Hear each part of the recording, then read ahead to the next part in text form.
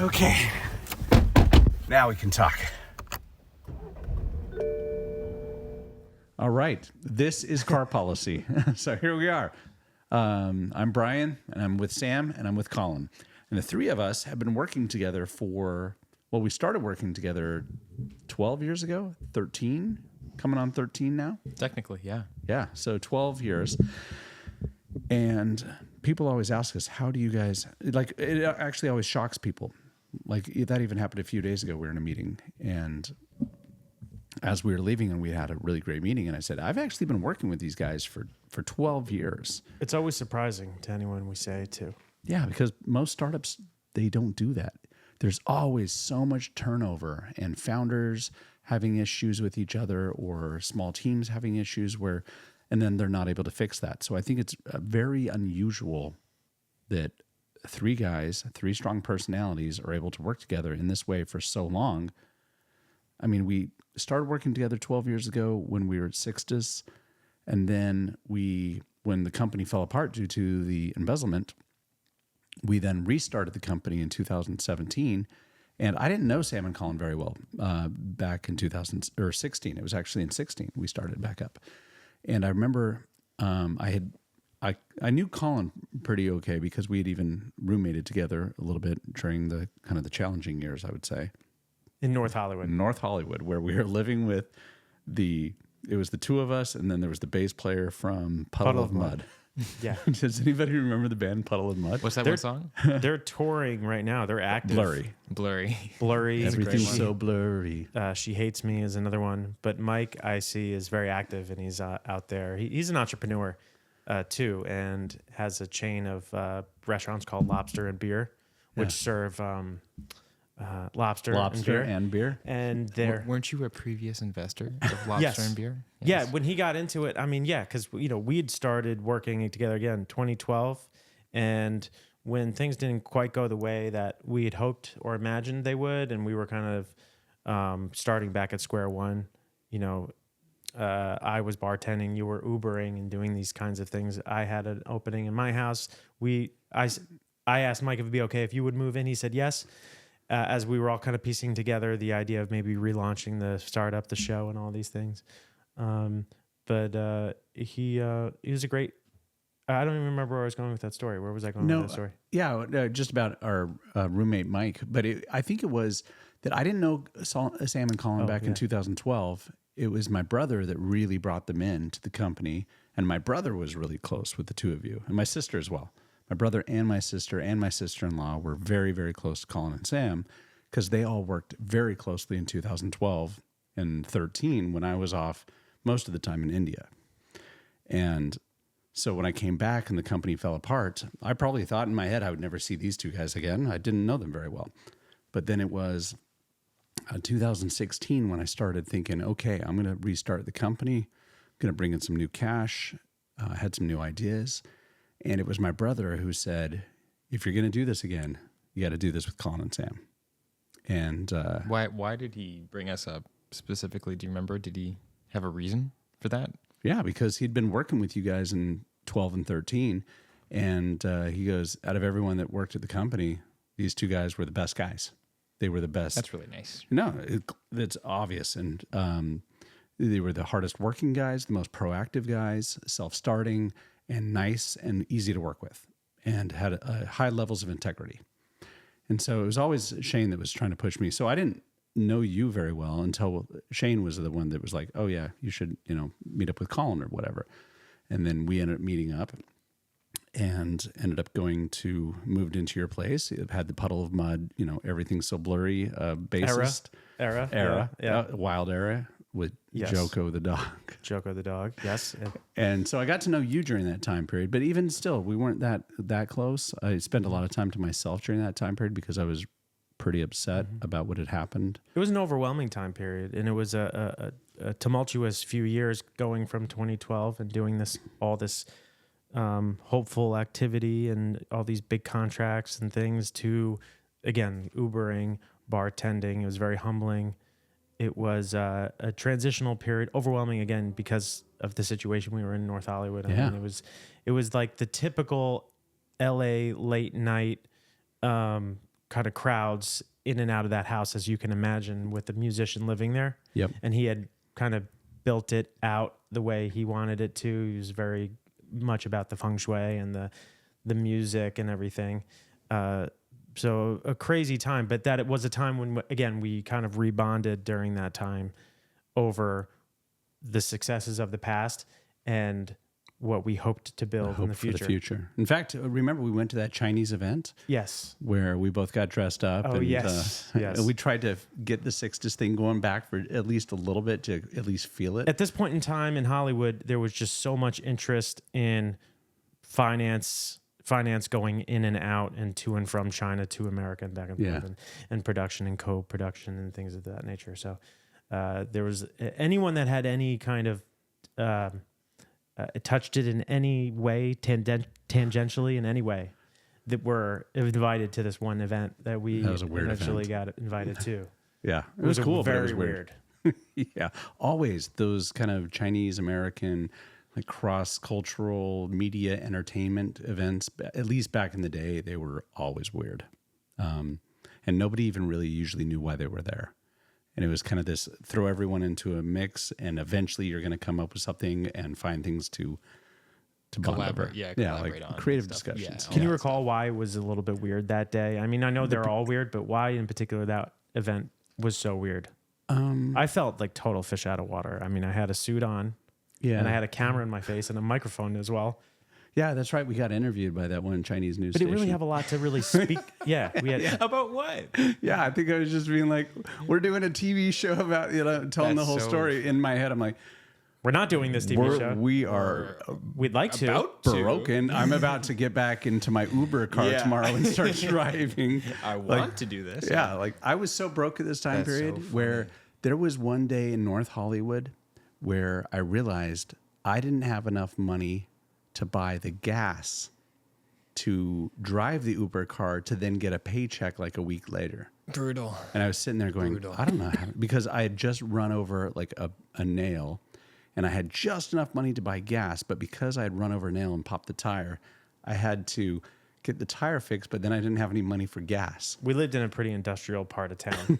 Yeah, it wasn't fancy. When you say North Hollywood, that sounds fancy. It was certainly not fancy. Outskirts. In fact, they were filming an episode. Do you remember that day we walked outside and they were filming an episode of Sons of Anarchy right outside? Yeah, That's the kind of town we were in. So think about that show and the aesthetic of that show. That was the natural landscape that we resided in. No knock on NoHo. I mean, NoHo's cool. It's got an arts district. They got that pool hall. In the cool part of North Hollywood, it's cool. A few miles south of where we were. A few miles south. But where we were, not the coolest. But the house was still. The house was cool. Props to Mike. Props to Mike. The backyard was very nice. Yeah, the backyard was great. But anyways, so I'm driving in an Uber car, and it's funny because these are in the early days of Uber, before I knew what Uber was really. But I needed to have some cash for food, and so I the first week of Uber, I like wore a suit. You're like a limousine driver. Yeah, I thought that Dress it was for the like, job you want. Exactly. Well, I was told it was like a black cab kind of service, right? And so I was like, well, I have to be fancy then. This feels like a Step Brothers scene. Dude, it's so That's bad. incredible. I felt like Jim Carrey and Dumb and Dumber. Yeah. Yeah. And so I remember putting on a suit the very first day and a shirt and tie. Oh my God. Yeah, I put on a shirt and tie. Oh my And I get into the car and I put like a whole special like bowl of like, sealed gum, and I had, all these amenities, just bottles of water in the back seats, and I was driving a busted 3 Series BMW. Yeah. And I started picking up people, and everything was just like, sir, can I help you with, I did it like I was driving a black cab, because I had taken black cabs years before in Manhattan. And so this is what I knew. And it's still, when I think about the early days of Uber, when I first started driving in 2013, and what Uber is now, it's just very funny. That's pretty great. Right around that same time, I was just looking to gig, and I was on Craigslist a lot. And this was before all the safeguards and things, and before we were smarter customers.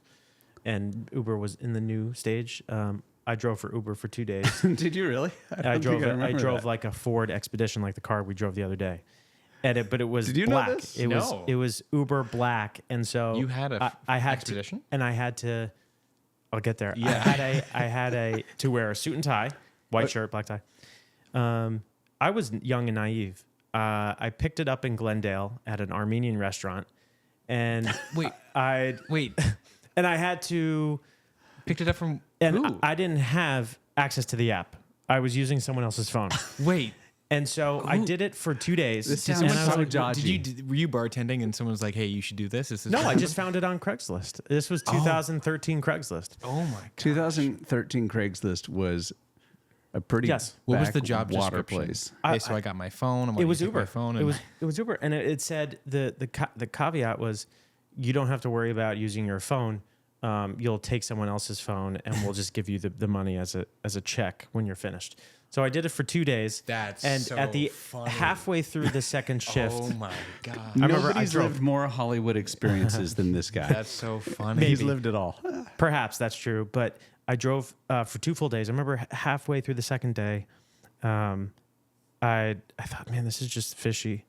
And I remember dropping the car off at the end Because it is fishy. of the bit. second shift to the Armenian restaurant, dropping the keys, and in my head, I'm like, okay, I'm never doing this again. But I kept in touch. I said, this is my app. Send me the check whenever you can. And yeah, sure, we'll get to it. Back and forth. Never got paid for it. That's Drove incredible. Uber on someone else's account for free for 2 days, indentured servitude. Brilliant Wow. scam. Wow. Huge. I was scam. Holy scammed. crap, dude! I'm so sorry. Props to those restaurant owners Oh my in goodness. Glendale Wow. 12 years ago. See, Wow. What See- an Uber scam. That's crazy. Yeah. Mine started where this is back when Falk was still living up at the treehouse in. Before you get it, Yeah. how many people did you drive? Oh, I drove all day, both days. I remember I drove at least 6 hours each day. And I remember the second one, the one that really, Poor Colin. You must have been livid. the one that really sticks out to me is I picked up 3 or 4 polished businessmen in Venice and drove them to a house in the Hollywood Hills. And while I was driving, they were talking about Tesla. They were talking about, I don't know if SpaceX had been founded yet, but they were talking about Elon Musk. And I was like driving, thinking, because I'm going deep into the Hollywood Hills. Am I going to somewhere where Elon Musk will be, or to You knew who Elon's he- house? You knew who he was in 2013? Who was he? No, Musk. You knew who he Oh, was? yes, I knew who he was. And I remember we get there in this house. I get let in by security, a couple security gates, and I loop around the driveway, and I just see maids and butlers preparing some event on the ground floor. And the guys get out, and I'm pretty sure I may have asked like, what's going on. I was being curious. I was being friendly. Well, yeah. And they were like, it's sensitive. We can't reveal it to you. But I still think, I'm almost certain it was a Musk attended That's or really cool. event, or one of his residences back 12 years ago. And Jeez. so of 2 days of driving, I You experienced that? I experienced that among some other things that I don't remember, but I remember that specific ride. Wow. Well, sorry about that, dude. That blows.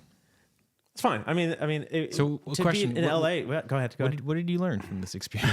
I just to What are just the to takeaways? better properly vet opportunities and not be desperate to jump on anything that you see on Craigslist. And if it's too good to be true, if it appears to be too good always to be is. true on Craigslist, it always is. Always is. Do your vetting. Just trust your gut. Like use your instincts. I wasn't doing it. I was Because you were desperate. You needed money. I was 25 and I was slumming it. Yeah. You're interested in I was gigging. in I was other things. doing the acting thing. I was bartending. I was, trying to be entrepreneurial. I had, you and I were kind of chatting, but nothing was really going. You were doing And- that postcards thing. Oh yeah. You were doing With remember Ezra. the postcards thing? What was that? Yes. And then you were also doing the boycott bad art T-shirt. Oh, the Yes. boycott bad art. That was just a That T-shirt good. we made for it, but it was a business called Boycott Bad Art. Not my idea. A friend of mine, customer, I guess, who came in and out of the bar, But what was funny about approached that me shirt? to join. Yes, The funny thing about the I shirt did a is photo shoot with it. yeah, but you were standing in front of art, and so whenever you had the boycott bad art, I thought you were protesting the art. No, it was very confusing. Do you remember that? I do remember the I was photo. like, that doesn't make sense. If you're protesting bad art, but it's supposed to highlight good art, but you're standing next to art. I Doesn't guess it that worked. actually make it look like you're protesting? I think this is we're discovering the genius very LA. of the entire thing in real time. I think we're talking about it and we're Yeah. confused by it, and that might have been the intention of the founder Well, there we go. who approached me to work with him. He was like, "I need a marketing guy. I need someone to help grind." And Man, you were the I had the ultimate- entrepreneurial spirit still from that started with us a year earlier, and I just wanted to keep that going. Man, you're such a hustler. You were Yeah. like Colin. You've done everything. The Yeah, one thing not- I wish not to you mention- did was be one of those actors dressed as gladiators outside of Gladiator 2. That would have been really great. Those guys look so sad. Oh, they were it was their big No, it's a day. jumping it was off their spot. big day. Okay, there's nothing wrong with it. yeah. Good on you guys. Yeah. it was cold outside too. It was very cold. They did a beautiful job with the set. It was really sweet. on- They did a good job. at the Man's Chinese Theater. The but movie wasn't great, but that's movie wasn't great, and I know what it's like to be in those roles where Yeah. not in the movie, but on the street wearing some secondhand gladiatorial get up Wardrobe. promoting a movie. Man. Yes. So we did all these various things. yeah. Uh, Had to do what Sam, we had to do. what were you doing during this time? What year? 2016. 13, 14, 15. Unlike me, you went back to your homeland. I did. I went back to Vancouver Island, went to school for film and TV, and was working in reality TV in the pre-production office for Love It or Listed, Vancouver, and then got into some Hallmark Christmas movies, working as set decoration and on-set props, and So cool. it was fun. It was definitely Really? very, It was fun? there I were remember parts. you saying there fun. were parts that were fun, but truly, working for Hallmark Christmas movies as set decoration, or actually any department, was just awful. It was just, Yeah. Drop the hammer. Tell us. it was just bad. It's like you're being whipped the entire time. Put them on blast right now. It's a complete mess. Like they write a script in a week. Pre-production is a week. They shoot a movie in 3 weeks, and they have 3 weeks to edit it. Man. It's just an absolute gong show. And so I had no experience, and I said yes to a job. Someone was looking for an on-set props and set decoration guy, and I was like, sure, I'll do it. I have no experience. Like, that's fine. Got absolutely blasted every day. Like, I felt like I was getting whipped every day, but there were some really cool people on the set. There were some fun experiences. The catering was fantastic. My goodness. Shout out to Hallmark for their catering. Fantastic. But in terms of Was that working in- Hallmark Canada or Hallmark I don't know if there's is a...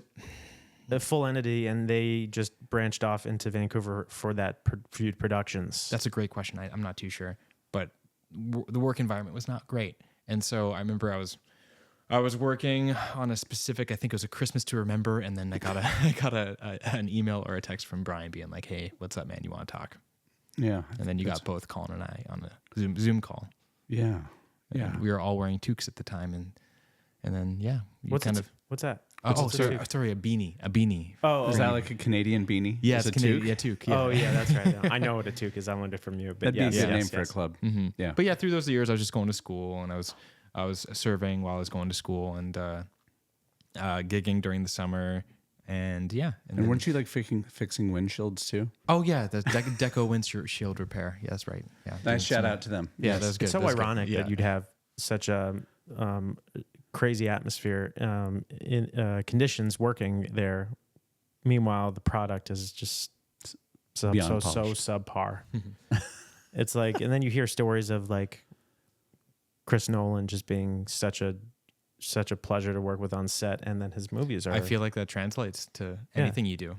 You know, you attract good people; they'll do good work for you. And then if you batter someone too much, they're not going to Yeah, care. I never understood that. It makes no sense. I do not understand how you can beat up the people that you work with and expect a good product. expect them to stay. yeah, totally, man. You know, like it's just it's beyond me. Like the bosses that I've had several just awful bosses, and most notably the one that just comes to mind is I had this boss at it was a real estate developer in Newport Beach, company called Intracorp, and it was just such a toxic place, just absolutely toxic. It was like if you didn't go to the strip clubs and the bars with the principals, then you weren't somehow on the fast track. And so I wouldn't play their games and I would just do my work. But my boss, my immediate boss, he was just awful. He would actually tell me, like, don't do the work too fast. I don't want the guys above us to know how easy this is. Interesting. And so he'd like, slow down, slow down. And then I would, for the times I didn't know what to do, he would say, figure it out, figure it out. He never once gave me any training I was there 9 months actually before I quit, and for good cause. But it was just, if I had any question, figure it out. But there's this one little tiny thing, can I ask you? He's like, no, just figure it out. And I swear he just sat in his office, just who knows what he was doing. But an awful human. And mainly because I remember my grandfather had just died up in Canada. And so I went into his office and I was like, listen, Jay, my grandfather died. And I was like, I'm going to need to have like a couple days off. He's like, well, we're really busy right now. I'm going to need you here. And I was like, yeah, but my grandfather died. And so I said, in the manual, I went and checked, and then I was like, in the manual, it says we get like 2 days of bereavement leave. And he's like, well, I guess if you have to, you go and do what you have to. You get 2 days. And so I went to the funeral, spent time with the family, and it was just such a sour note. And then I came back from that trip. I did another month of work, and then my grandmother on the other side of the family, like a month later after my grandfather died, my grandmother dies, other side of the family, so not connected at all. And I remember being nervous to actually walk into this guy's office. So I just gotten a call from my dad saying, oh, my mother just died. And so I walk into his office and nervous, like, why am I nervous walking into this guy's office? And I said, Jay, I don't know how to say this. Like, I was like, almost like apologetic that grandma just died. And I said, Jay, grandmother just died. And his first response was, I guess you're going to want another couple days off. Brutal. Does this guy do stand up? Awful human, awful. And I remember just being shocked by his response. And so I packed my stuff up and I went up to the funeral, and this time it was in Utah. First one was Canada. This was Utah. And on the way, so I had flown up there and then I drove back, and on the drive, I was like, I can't be there anymore. What an awful toxic, no amount of money is worth these people. I can find anything else. I'm not working for these clowns. And so I did. I rolled back into the office, gathered my things, packed all my stuff up. Quit that day. And I quit that day. Good for you. Good for you. I just walked in, and I didn't even have to tell him. I just, you actually can quit a job without having to even tell anyone if it's a toxic, terrible place. There's no such thing as an obligatory 2 weeks notice. You don't have to do that. That's just part of the culture. So if you're being abused by people at work, or it's a truly awful place, you can quit right then, walk out, never. The phone the phone will eventually stop ringing. It's amazing how that happens. So I did something. I at least walked into his office, and I had a little piece of paper that says, I hereby resign, my position. I left it on his desk, and then I gave hugs to the few people that I liked there. Mm-hmm. And in fact, I'm still friends with some of them. So that's cool. It was good experience. And with some of the friends, we all kind of bonded through our, trying to survive that place. But, and then I walked right out, and it was such a liberating feeling. I remember getting in my car, driving down Pacific Coast Highway, and I just felt a sense of freedom. So I don't understand how bosses like that, of course they're going to have massive turnover. Mm-hmm. It's not like it's just a bad thing to do just from a moral perspective or an ethical perspective. It's just bad for business. Yeah, because business is personal. It just is. Whatever business is personal. I don't care what anybody says. It's all personal. I have almost this exact same story. MTV? Yes. Yeah, at MTV. Did you? Almost exactly. Almost the same. identical? Almost. Yeah. I mean, I was a young kid there working right out of college, and I'm just doing my job, and I really hate it. I was a client service rep for the digital ad sales department. So I took it upon myself to go have all these informational interviews all around MTV. I'm like, this is a once in a lifetime opportunity. MTV? What do they have? Like, what could I possibly do that best suits my skill set? Mm-hmm. It took informational interviews with people at marketing, integrated marketing, MTV movies, music supervision, all these awesome creative departments. Mine was very bland. I wanted something that was more intellectually stimulating and creative. And I was doing that. And I was having a lot of success meeting all these cool people with such great stories. And I got called into my boss's office about a year and a half into the job. And she said, I heard you got a meeting with, I think his last name was McDermott. He was this big Irish, very seasoned executive that came over from overseas to run a big component of MTV at the time. And I remember hearing about this and thinking, I really got to meet this guy. I want to talk to him, see what he's all about, what his life has been like. He's been so successful. Love to get into it with him. And so, to my surprise, he responded to my email. Got a meeting with him a few days later. Had a great one-on-one for about a half hour, and he made it very clear he wanted to keep in touch. Yeah. And later that same day, I get a call from my boss's office on my floor, the one who runs the floor, and she pulls me in the office. She says, "I heard you had a meeting with." Whatever his name was. She goes, I can't even get a meeting with him. She goes, who the hell do you think you are doing this, going behind my back? And I said, I'm just trying to see where I fit best. Don't you want to have, if it's not me, don't you want someone who's better equipped to do this job in this position? And we just kind of went at it for a little bit, and I was like, okay, fine. And then my direct boss calls me into the office, and he goes, I heard what happened. If you don't improve, if you don't pick it up, 30 days, you're fired. So you have 30 days. And I went home and I reflected and I said, this culture isn't for me. I go back the next day. I go to his office. I go, hey, John, I just don't. This is first thing in the morning. I got there way early and I said, I'm not cut out for this. This is not for me. And I remember he was on his computer and he's like moving the mouse around. He's looking at the screen. I'm talking to him. He's here. I'm here. And he's doing this. And he's like, awesome. Right. Okay. Yeah, you don't have to. Yeah, you can go home. You could go home today. You don't have to do the 2-week thing. Yeah.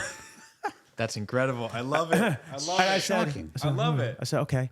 Did exactly what you did. I gave hugs to the few people who were amazing, truly great people there who I met with or who I stayed friends with. Left to gather my things, took about 10 minutes, walked downstairs. I was on the 48th floor. I take the elevator all the way down. We just went to the front of the office last week when we were in town. I said, oh, I used to work there. It's in Times Square.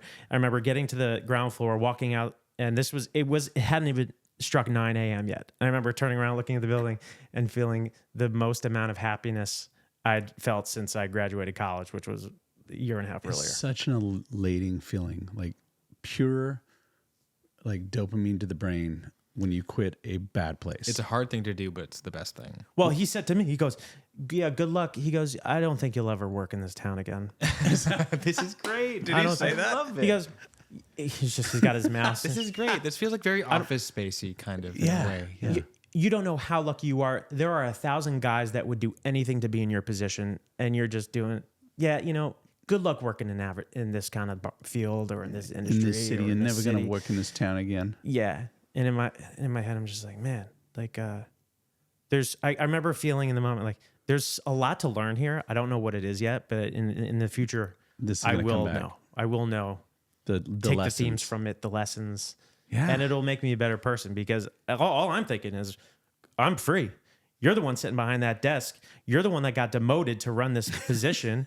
Because I remember it was such a big deal. You came from the ad sales, the TV linear side, where you were this head honcho, and you got a demotion because the digital ad sales was experimental because it was the first time we were getting ads on our phone. It was 2009, 10, 11.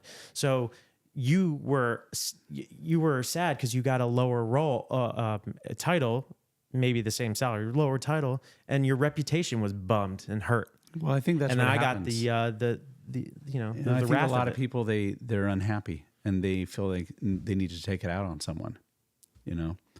Both of the major corporations I worked at, Nike and Disney, I would always pull aside people that were unhappy and be like, you can just quit.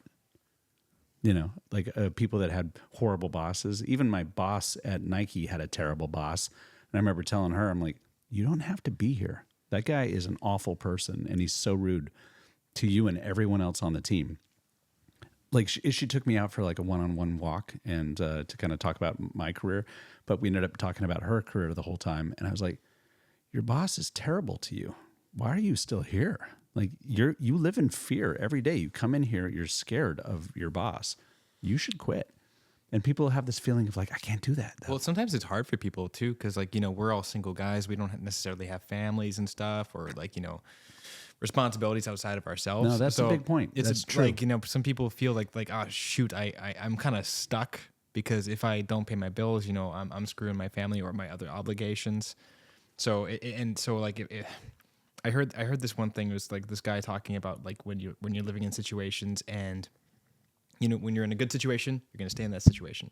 When you're in a bad situation, you will do what it takes to get it to become good again. But when it's in the middle, you're not really going to change. No, it's amazing that some of these people though, they actually had this feeling of like fear about their bosses. No, right? for sure. So yeah, it's awful. And they had the means to be able to quit and take their time to go and find another job.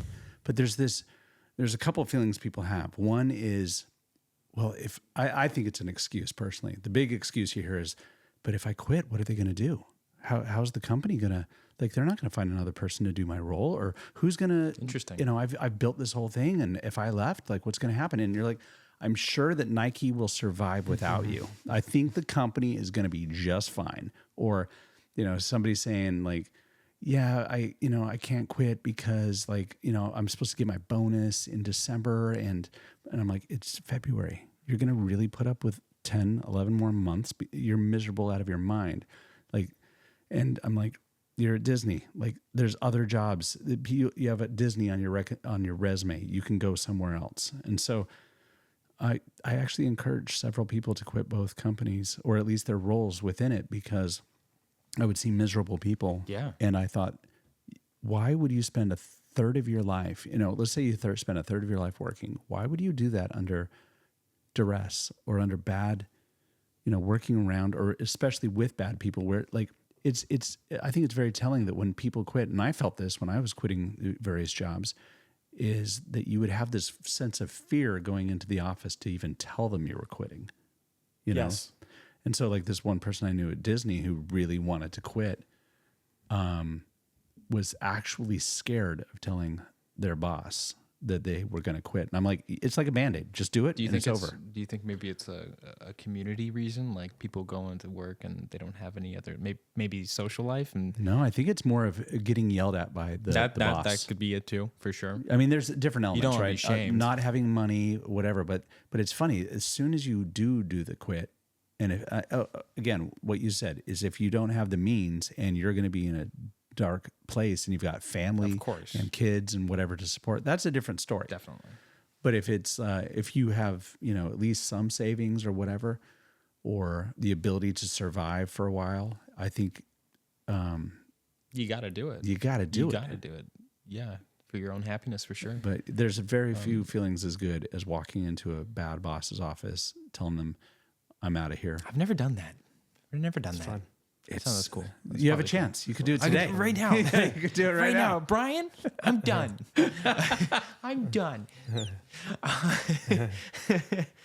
How I've had it. In fact, Sam and I used to joke about this, about how we went on like a 4-month road trip together. Yeah. And when we were doing for the Derek Jeter, Mike Trout, Shohei Ohtani quest. Yeah. So Trying to find all their rookie cards. we're looking for their rookie cards all across the country. Went to like 30 states. And that's a long time. 4 months in a car, 30 states, hanging out all day, every day. And, you know, sharing rooms. We'd always get like 2-bed kind of room. Exactly. You think there'd be a blow up We kept somewhere. expecting it. We're like, somewhere it's going to happen in So Kansas. we started joking about it. Yeah. We're like, somewhere in Nebraska, the big. I'm through. I hate If I have to see your face one more day. I'm sick and tired of this. Yeah, all that. You know, throwing your camera or Yep. whatever on the side of the road and then The storming off. drone, And then yeah. I'd be like, I take it all back. You know, just we expected it, and it never happened. Never happened. Those two people that you convinced to quit, how are they doing now? Great. Awesome. What are they? What's going on there? One of the people, I haven't followed her since Disney time, but she joined one of the other entertainment companies. Cool. And is doing very well. Last time I talked to her was like probably 8 years ago. And a friend at Nike never quit. That one person never quit. Never quit. Okay. Yeah, she was still there. And I thought about that like years later. I'm like, man, I've been gone from Nike now for 9 years. And she's still there. You know? Can I say one thing though about like these big companies that I sensed? Like again, like you after time, passes, hindsight's always 20/20, right? You're able to, understand better what had transpired. But so much of what you like, at least at MTV, I remember thinking, I was like, wow, because I was so observant. There are other people who were in my positions that were rising faster and taking on more things, and it wasn't. No knock to them. It wasn't about what was up here. It was about how they were perceived by others. It was about what kind of role they could play. It was how friendly they were with other people, how social they were with other people. They were just given more opportunity because they were more likable, because they were putting themselves out there. And there's a lot of truth to that. But at 24, I was so frustrated with it because I was like, here I am. I'm so capable, but I was a bit shy. So I'm not sure what that lesson is really, except it's probably a combination of the two. Yeah. Like if I were to do it all over again, you should go into every office and introduce yourself and say hi and make yourself likable. Like be interested. Yeah, no, I think there's a lot of benefit to when you're in any organization to invite people to go to lunch, go grab a coffee or whatever have a sit down, just be able to talk to them for 20 minutes. Or, sometimes you're on a team and you're working with different people across, and you never actually see them at all because they're maybe in a different department or, whatever. And I always like to make the effort to go and at least meet these people, even if it's like shaking their hand, say hi to them so I know who I'm talking to on an email or phone. And so actually that's been a huge part of my career is the need to sit down with people that I work with. So I will, it kind of goes back to a podcast we did a while ago where it's like flying to places just to meet the people you're doing in-person meetings. Best. Yeah. And so not to go far on a tangent there, but I just think that if you're in a bad situation at work with toxic people doing toxic things and you want better things, no amount of patience is going to fix that. You're going to have to put the time and effort to put in the resume, put it together, and start shopping behind their back to go and try to find that better job because there's always a better situation. You don't owe any corporation a loyalty. I always try to tell people that. You're not loyal to the company. You can be loyal to people, but not to a company. I always tell people in my company, I'm like, if you want to leave, if you're unhappy here, if you want to do something else, then I fully support that. You should always do what's going to be best for you. So if you're, I never be loyal to a company, be loyal to people. And that goes, both ways. If there's a cancer in your company, a bad person in your company, fire them, get rid of them. You need to get rid of them as soon as possible. Great point, Sam. Yeah. Though it's nice to have someone to be against in a company. And I know that sounds awful. But Brian, you understand the benefit of having someone not necessarily great in your company can actually do a lot of good for your company. And I know that's a weird thing to say, but that's a hot take. I haven't really quite heard. It's a hot take before. It's a good take. Let's hear it's it. different. Break it down. Brian, is that a whole nother podcast? We might have to say that one. I think that's a big one. I mean, we can kind of summarize it. Okay, the summary is... It brings people together. It brings people... If you have someone to root against... Common enemy. Essentially. What we have found is that over the last 12 years we've worked together, whenever we had somebody that was kind of a bad egg, it rallied everybody else. And we did really good work, and it just... I don't know why that is. I don't know why. I don't know why either. But as soon as the bad egg is gone... It's all fine. of a sudden... Yeah, but it's great. And trust, when we got rid of our biggest, baddest egg that we ever had, remember how happy we were when the bad bag egg left? For sure. But it is funny that after that person leaves, not too long afterwards, you start noticing the issues with just, even people you're close to. Whereas when you have the bad egg in your organization, everyone's focused on that person. Maybe that's why they have It's a distraction. Maybe that's why cubicles were made. Having walls between people. I don't know. But yeah, I think equally to quitting jobs, I do like firing people. And the reason I like firing that Sam touched on is that if there is a toxic person in your company, like a cancer in your company, and that person is just, you can feel it. Everybody knows when there's that person in your organization that's bringing everybody else down. And there's people that they don't want to come to work anymore, or their productivity starts going down as a group. And when you identify and you finally figure out, okay, that person is toxic to everyone else and they're poisoning the well, then firing is such a beautiful thing because, you think, oh, I'm firing this person, then now I have to go figure out their own things or whatever. But what's happening is the rest of the group that's there, the morale just goes through the roof. Everyone is lighter. There's a feeling of camaraderie again. People's productivity increases. And so I can think of like probably about 5 people I fired that genuinely the second we got them out the door and pushed them out, it was like an elation and joy amongst everybody else, and the work and the productivity dramatically improved. So it kind of goes both ways. Yeah. Quitting, firing, you got to do what you have to do to keep the people that you are loyal to and that are loyal to you happy and healthy and working together in a direction, pulling together. Boom. Hearts and minds. Thanks for listening to Car Policy. Perfect. Great. You guys want to make some food? Yeah.